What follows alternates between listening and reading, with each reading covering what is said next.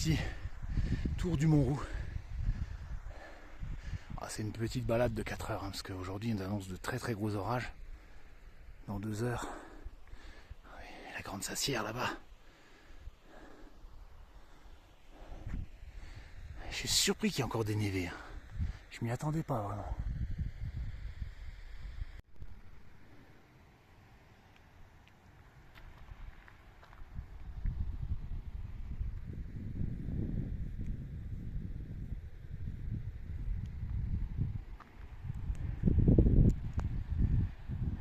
T'as le rocher là. Une pichenette et il tombe. Vaut mieux pas rester en dessous. Hein.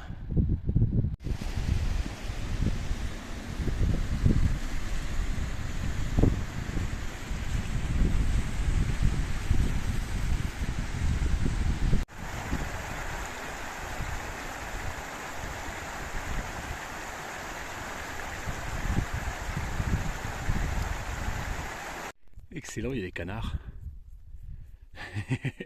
Des canards à cette altitude. Ah, ça c'était une marmotte. Il y a maman marmotte qui alerte. Attention, il y a un intrus.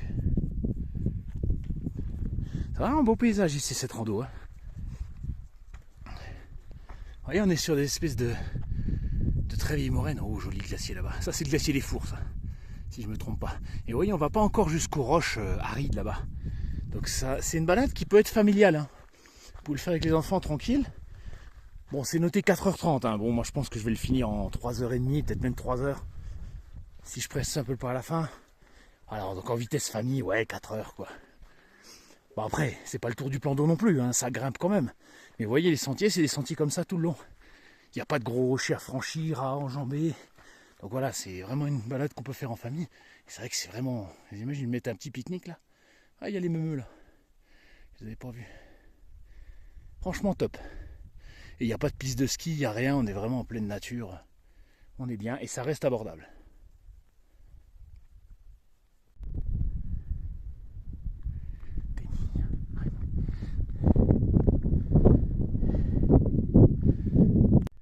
Ah, il est beau le lac là, on dirait presque un cratère volcanique. En fait c'est une doline, hein, c'est le sol en dessous qui est poreux. Et puis un jour ça s'effondre et ça fait un trou comme ça. Et du coup c'est super dangereux si vous marchez dessus à ce moment là. Mais bon, ça s'effondre rarement d'un coup. Mais des fois ça peut arriver. Hein. Regarde là, il y en a une autre là, on le voit bien. Vous voyez le trou là? C'est-à-dire qu'en dessous c'est comme du gruyère et à un moment donné, ça fait un trou. En fait c'est bourré de grottes sous nos pieds. Les Alpes c'est des grosses gruyères, ces montagnes qu'on voit là. Vraiment très très beau.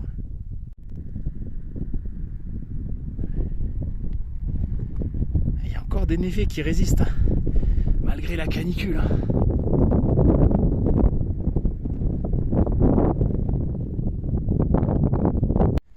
Il y a la petite boutique qu'on voit là, c'est le sommet du télésiège de Solèze. Alors il faut savoir qu'il est gratuit à Val d'Isère. Il y a 2 téléphériques qui sont gratuits pour les piétons. L'Olympique et celui-là. C'est vachement bien pour les gens qui ne peuvent plus trop marcher mais qui ont envie de voir l'altitude.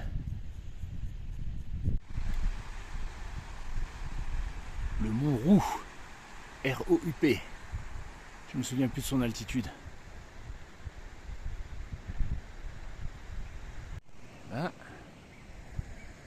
il y a un putain de glissement de terrain ici. Alors voilà, c'est toute la terre qui s'est désolidarisée d'un coup. Crac. Alors ça, c'est de la lave torrentielle. C'est-à-dire qu'en fait, à un moment donné, pendant les forts orages, quand la terre elle est tellement chargée d'eau, que la terre, les grains de sable, ils n'arrivent plus à se tenir entre eux. Et donc d'un coup, ils se décomposent. Et ça peut aller très vite. Hein. Même sur des pentes comme ça où c'est pas si fort. Vous voyez, le bloc de terre, là, comme il s'est décroché, clac. Et après, ouais, tout le chemin recouvert. Et en été, il y en a de plus en plus.